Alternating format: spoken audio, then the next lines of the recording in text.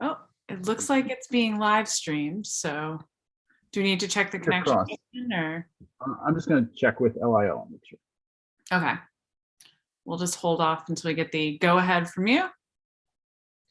And we have one nomination today, or that's what I saw. Okay, very good. That's the only one I could find. So Bruce, I'm going to port you over while we're waiting for the go ahead from the attendees to panelists.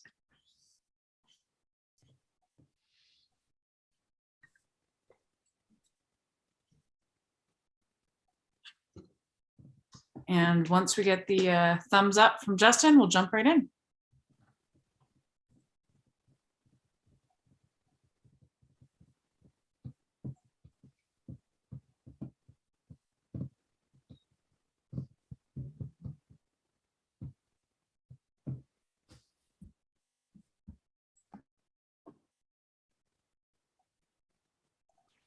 Okay, thanks for waiting. We are all set. We're good to go. Okay. Well, with that, I will kick this off. Welcome back to the Committee on Labor and Housing. We are gathered virtually for one last confirmation, and I do want to thank everyone on the committee and also the nominee and for the governor's office as well for their patience while we get things kicked off.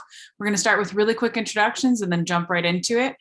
First, I'm Senator Maddie Daughtry. I represent Senate District 24, which are the communities of Brunswick, Hartsville, North Yarmouth, Freeport, and Pownell. I'll kick it over to my esteemed co-chair, Representative Sylvester. thank you, Madam Chair. I'm Representative Mike Sylvester. I represent District 39, which is a part of Portland. Thank you very much. And then Representative Bradstreet. Thank you. Good morning. I'm Representative Dick Bradstreet from House District 80. That's Vassarboro, Windsor, Somerville, and part of Augusta. You, Representative Morris. Good morning. I'm State Representative Joshua Morris. I represent House District 75, which is Turner, Leeds, and part of Livermore. Thank you. Representative Pepworth. Good morning, everyone. I'm Sarah Pebworth. I represent House District 133, which includes Blue Hill, Brooksville, Brooklyn, Castine, Sedgwick, and Surrey. Thank you. Representative Rader. Hi, I'm Representative Amy Rader. I represent House District 125, which is a portion of Bangor. Thank you. Representative Warren.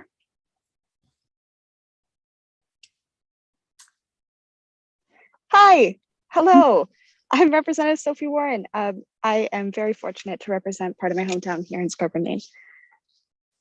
Wonderful, thank you. And then we are ably assisted by our committee clerk, Justin, who is making sure that everything is running as smooth as it can. And with that, I think we're going to jump right in. I think we all should have the scripts.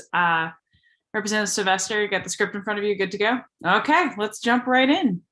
So this is a public hearing of the Joint Standing Committee on Labor and Housing for the purpose of considering the nomination by the governor of Mr. Bruce L. Now you'll have to correct me if I'm saying this wrong. Is it Nodden? Nodden? Okay. Glad I got that one out of the way. Nodden of Auburn for appointment to the State Workforce Board. Under the law and joint rules of the legislature, this committee is required to hold this public hearing and to recommend confirmation or denial of the nominee by a majority vote of the committee members present and voting. As chairs of the committee will then send written notice of the committee's recommendations to the President of the Senate. This meeting is currently being live streamed on the committee's YouTube channel, and that means that anyone who is a participant in the meeting via Zoom can be seen and also heard if their microphone is unmuted. People testifying cannot be seen or heard until they are called upon to speak, and this meeting will be recorded and available to view on the committee's YouTube channel soon after the meeting has concluded. So pursuant to Title III, Section 157 of the Maine statutes, which requires that there be an affirmative motion to recommend confirmation of the nominee, the chair recognizes Representative Sylvester for the purpose of making such a motion. Thank you, Madam Chair. I move that the Joint Standing Committee on Labor and Housing recommend confirmation of Mr. Bruce L. Nodden of Auburn for appointment to the State Workforce Board. Thank you very much. The chair now recognizes Ms. O'Neill Lowe for the purpose of making a statement concerning this nomination.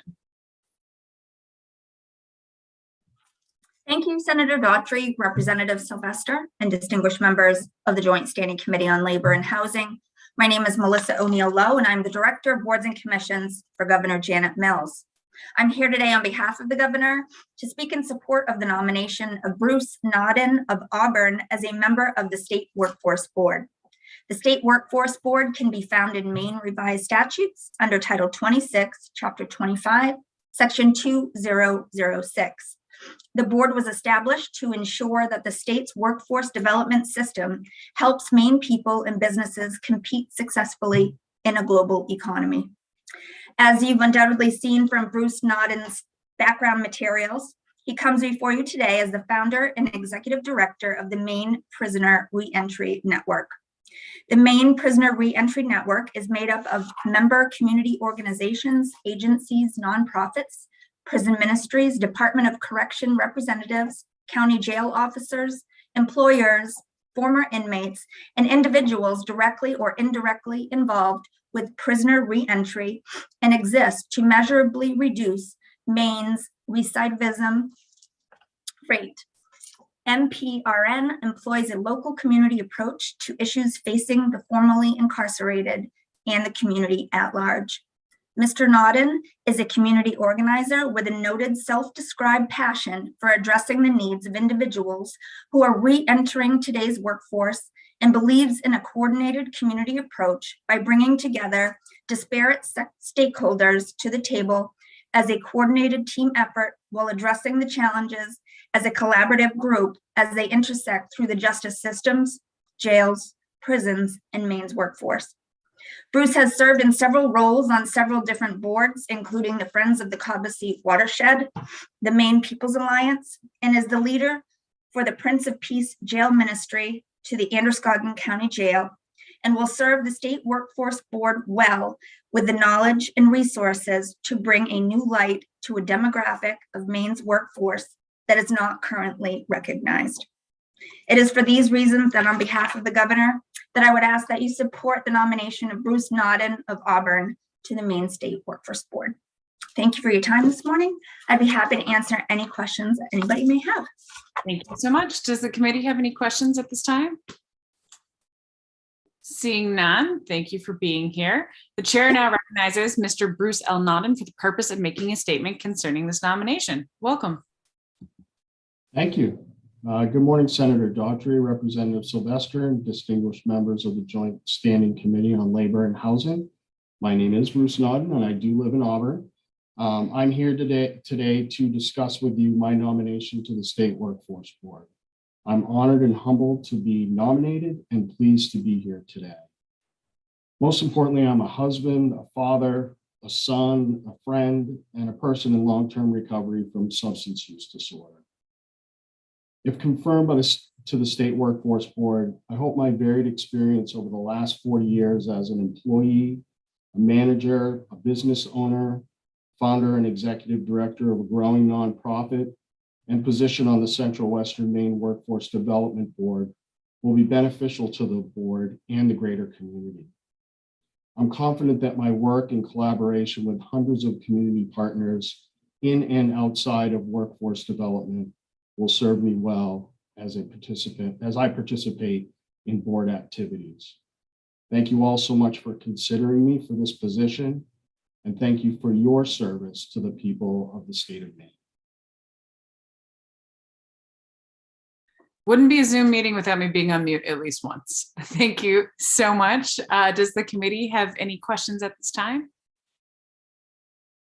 Yes, Representative Pebworth. Thank you, Madam Chair. Thank you, Mr. Nodden, for being here today. I have two questions, and I always have to balance not taking people's time with questions that are just of interest to me, because I really appreciate your background and your experiences, and I think you would be a wonderful addition. So you have my vote, but I'm still going to ask about your experience or thoughts about restorative justice. So in another kind of one of the projects that we do here, and I'm in Kennebec County right now, I'm in Augusta where my office is located. We do a Kennebec County peer support pilot where we support folks that are in co-occurring disorders court, veterans court, and people who are in jail. We just started introducing the folks from Restorative Justice Project into the court teams. My education and knowledge of restorative justice is limited to just my experience with my friends at the Restorative Justice Project and Restorative Justice Institute of Maine. But what we did is we wrote into the pilot that restorative practices would be integrated into our peer support and recovery coaching. So that's what we're attempting to do right now. My belief in the need and benefit of restorative justice goes far beyond the work that we do. And I'm hoping that restorative justice can be at least part of our current justice system. Great, thank you for that. Thank you. I have a question from Representative Sylvester. Thank you, Madam Chair. Thank you, Mr. Nodden, for your service to the board. I've been the legislative member of the board for the last couple of years, and it's a ton of great work you're going to be doing. I am curious because in the 129th, I was also the chair, and we were working on a project to put together a list of employers who were friendly to people who were recently incarcerated. There was sort of a couple of lists floating around, and I was supposed to see it on April 20 or March 25th, and everything shut down March 17th. So I fear that it's one of those projects that just sort of floated out there. So I'm putting it into your hands, to be something that I always thought the State Workforce Board that would be sort of a great project for them. So would you agree? Because I'm supposed to ask a question. Okay, that's a question. Okay. The answer is yes. And one of our board members actually started a small nonprofit that was dedicated to, he called it Second Chance Employers. And he developed a list, but there were real deficiencies in the list because many of the employers said that they were friendly to folks who were reentering the community. But in actual practice, that's not exactly what happened. Yeah. So what we're doing right now is we're kind of trying to combine forces with the new recovery friendly workplaces initiative that's being taken on by Gordon Smith and some folks at Office of Behavioral Health. And there's been some backing there. And then also they've gotten some backing from MEHAF to get started on doing some studies. And what we're pushing for, since we're kind of partners with those folks at Pine Tree Institute, is trying to make this not just recovery friendly, but also reentry friendly workplaces, because many of these folks have intersected in the justice system somewhere. And hopefully we can kind of work this thing together and improve on what they've already done with recovery friendly workplaces in New Hampshire, because this is going to be modeled in some ways after what they've done in New Hampshire. So the answer is yes. That's a long yes.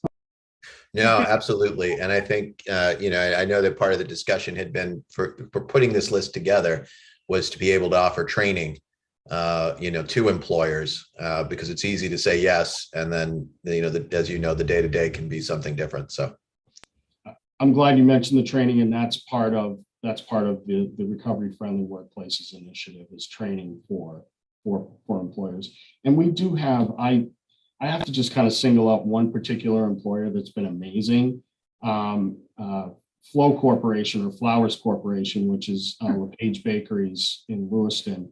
They make Dave's Killer Bread, and anybody knows anything about Dave's Killer Bread, it's a cool story. This guy was in prison for 15 years and he got out and went to his family bakery, and they were making white bread and white rolls. And he said, look, you guys got to step into the 90s or the 2000s, whatever time period it was, and started making this amazing bread with multigrains and so forth. But there's a mandate in their policy that 1/3 of their workforce has to be folks who have been incarcerated. Oh, and so the folks from LePage Bakery reached out to me. Betty Bartos is her name. Reached out to me 3 years ago. We started this really cool relationship. And there are some folks that are already hired to go there before they even get out of prison, which is a really neat thing. And we've re-engaged now that COVID's kind of fading, and we're re-engaged to support these folks. And we give them additional supports of peer support, recovery coaching. We just kind of work all together as a community to support these folks. That's excellent. Thank you so much for all your work. We appreciate you. was going to say, for the committee, for anyone who's interested on the story on Dave Killer's spread, I just put a podcast, the podcast How I Built This, which speaks with different business leaders. There's it's a wonderful interview with the founder of Dave's Killer Bread. I think he's just sort of, I can't remember if he retired or has been bought out by the company, but it talks about the ethos of exactly what you're just talking about, Mr. Nodden. And as someone who, I know we all commute, and podcasts are something that keep us all sane, I urge you all to give it a listen. It's a really great story, and there's a lot of potential for learning from it as well. Any other questions from the committee at this time? Seeing none, and thinking about Dave's Killer Bread is making me think of lunch. So in the interest of time, the chair will now take comments from persons attending this hearing who wish to speak for or against this nomination. Anyone who has a written statement but does not wish to speak today should have submitted the statement with the committee clerk prior to today's hearing. All such statements should contain the name and residence of the person who prepared the statement, and a copy of each written statement presented to the committee at this hearing will be made available to the nominee prior to our vote, and the nominee will have the opportunity to respond in written comment, or to the written comment. Those who wish to speak in person should have registered with the committee clerk. So at this point, I'll ask Justin, is there anyone signed up to testify?